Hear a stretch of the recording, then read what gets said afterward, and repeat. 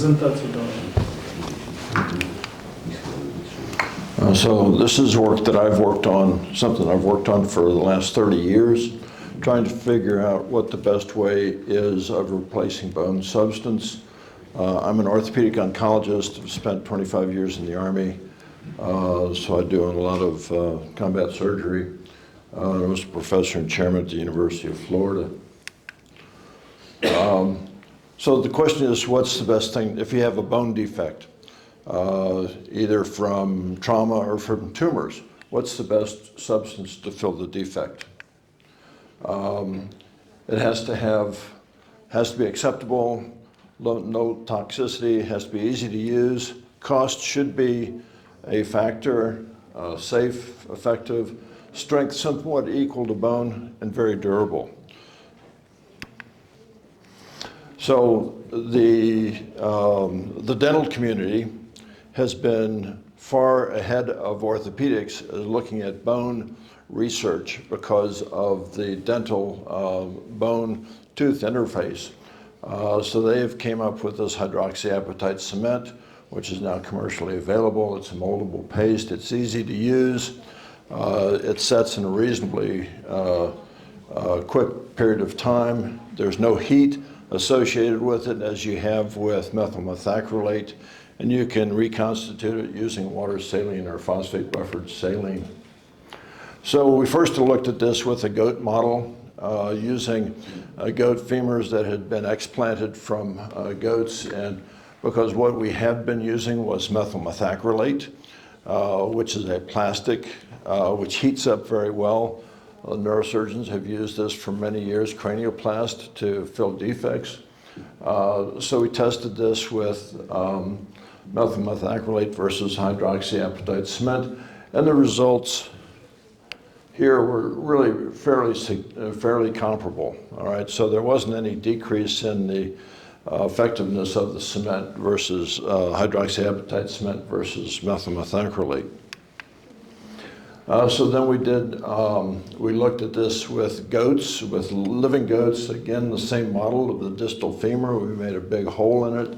And then we looked at them over regular periods of time. So we had one group filled with hydroxyapatite cement, some with methyl methacrylate, which was the standard of care. Some we put in autograft, which is what we have used in the past with people with defects, and some we left empty. And so then what we found is that the articular surface fractured very quickly for both the empty group and the autograft group, but there were no fractures with the methyl methacrylate or the hydroxyapatite cement. But what's important with this is that when we looked at the bone histomorphometrically, there was bone actually grew in with the hydroxyapatite cement versus no growth at all for the methyl methacrylate, which is what we see clinically.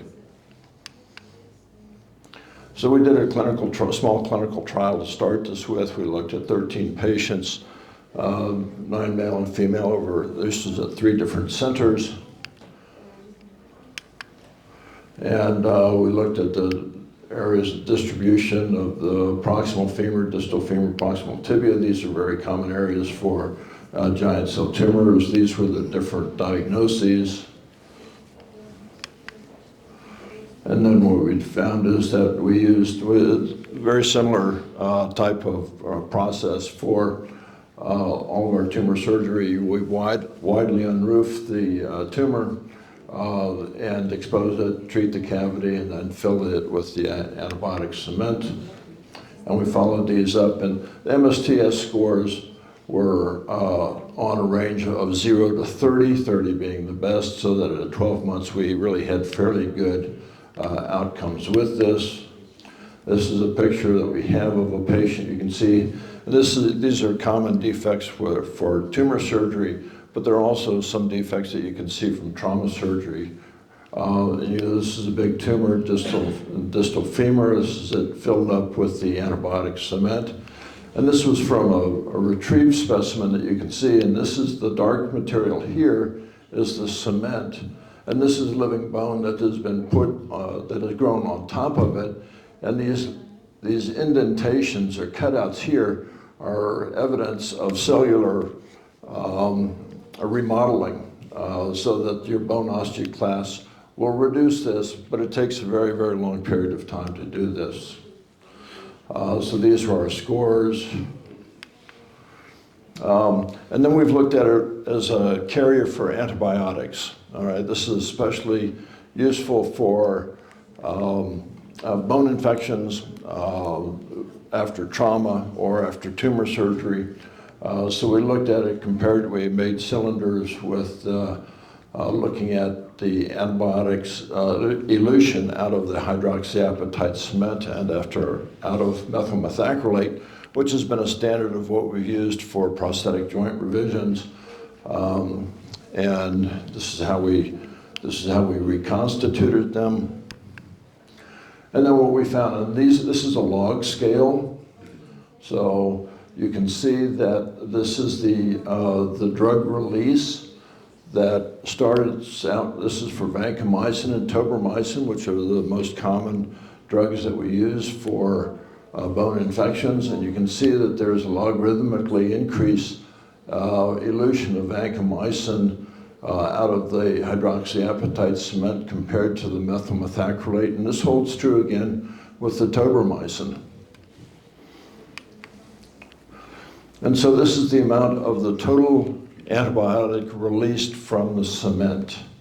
So typically when we put lots of antibiotics into methyl methacrylate, the only antibiotics that are released from that are what's on the surface. However, this being porous, you look and see that the amount of antibiotic released approaches 100%, and this is a very small amount for the methyl methacrylate here, and it stops at 10 days, where this keeps going on out to 3 months, and the same holds true for the tobramycin.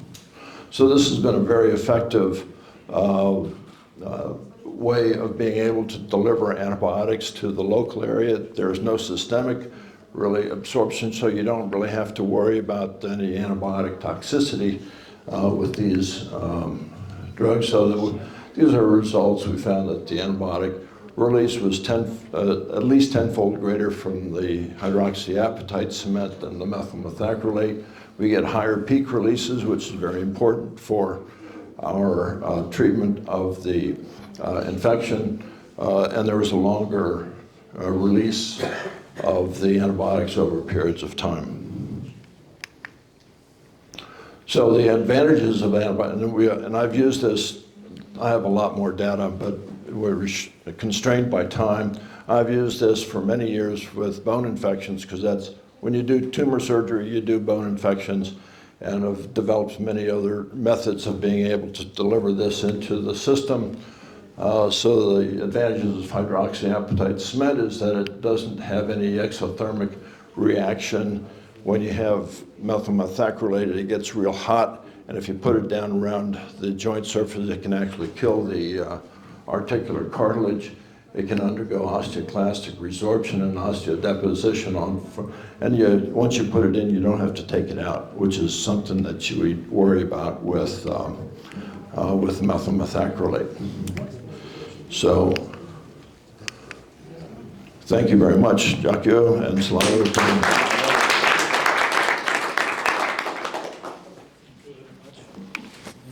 And on time.